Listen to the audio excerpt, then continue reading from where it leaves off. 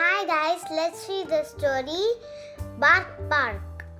It was a beautiful day at Bark Park. The sun shone brightly, but it wasn't too hot.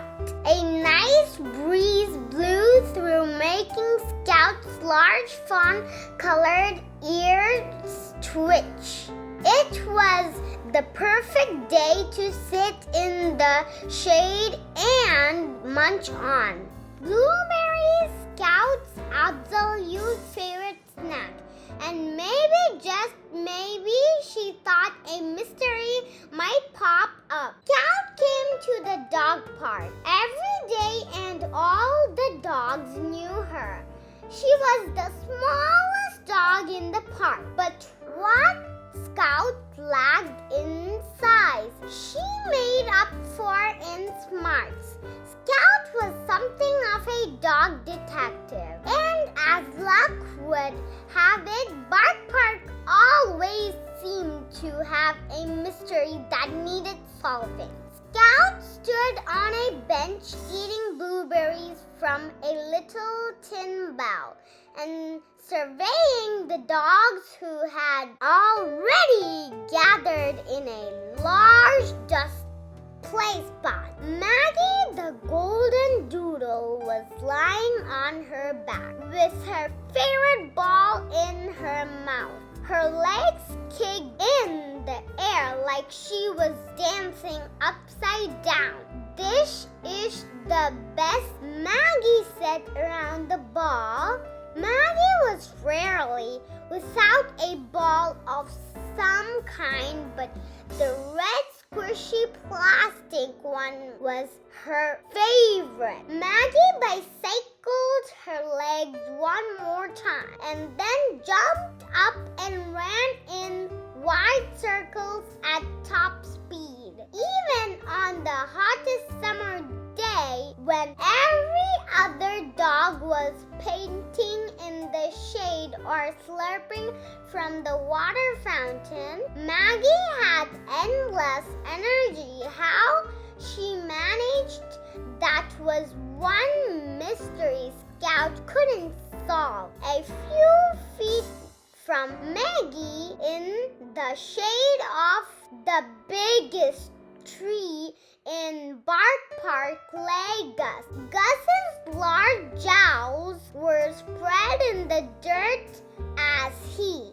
Scout Small Mutt, Abigail Crow, Gus English Bulldog, Maggie Golden Doodle, Tippy Squirrel, Sprinkles Grumpy Terrier Mix, Rocky Great Dane snored through his short, wide nose. He was an English bulldog who had buried more toys than he could count, and he was by far the oldest dog at the park. Sprinkles entered through the gate, growling at a dog who was taking too long to get inside. Then she walked over and barked, "Hey Maggie, how about a turn with your ball?" Maggie opened her mouth to reply, and the ball fell to the ground and rolled over to Gus. She leaped over and pounced on the ball, accidentally knocking into the old bulldog and waking him from his nap. "Not right now, Sprinkles," Maggie told the little terrier. She picked up the ball and jogged over to the fence. Maggie never shares, Sprinkles huffed. He turned and scratched his back paws in the dirt to kick up dust in her direction. Rocky sat down next to Sprinkles and licked his paw, but it's Maggie's ball. He pointed out. His eyes grew big and serious. "You don't want to get in trouble with Maggie's human. You know, Maggie's ball looks a lot like my ball. Gus said as he yawned in his spot under the tree, "I have a red ball too, and I don't see it." Scout's ears perked in Gus's direction. If Gus's ball was missing, there might be a mystery to solve. Suddenly, Maggie dropped her ball and raised her head, sniffing the air. "Treats!" she barked. All of the dogs turned at once. Maggie's human was known for bringing treats for everyone. She sat on a bench near the park entrance with an open bag of Pooch Puffs. Dogs ran toward her from every direction. They barked with excitement, waiting for their snacks. Once the treat bag was empty, the dogs went back to the dusty play spot, except Maggie, who had spotted her ball near the fence. But it didn't look the same. It was popped out of the air, flat as a pancake. "My ball!" she cried. "Who popped my ball?" Maggie jumped in a circle around the sad lump of red plastic. The other dogs began to gather nearby. Scout's eyes widened. A mystery. She walked slowly to the center of the circle. She was calm. She was cool. She would handle this. She opened her mouth to speak. A tiny burp came out. "Excuse me." Scout gave a low growl to clear her throat. "What's the problem, Maggie?" Maggie was still doing laps around her deflated toy. She stopped every third or fourth time around to poke the ball with her nose.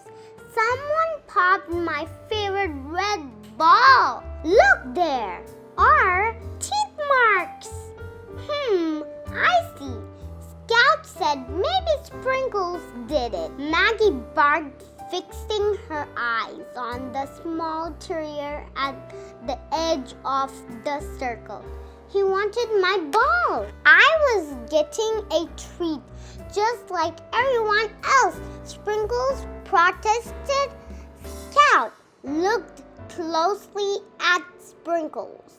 Then she turned back to Maggie and inspected the ball. The teeth marks had been left by a dog with big, widely spaced teeth.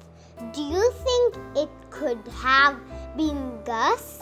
Rocky asked, looking unsure about calling out the old bulldog. He thought Maggie's ball was his. Maybe he took it by mistake. Scout turned in Gus's direction.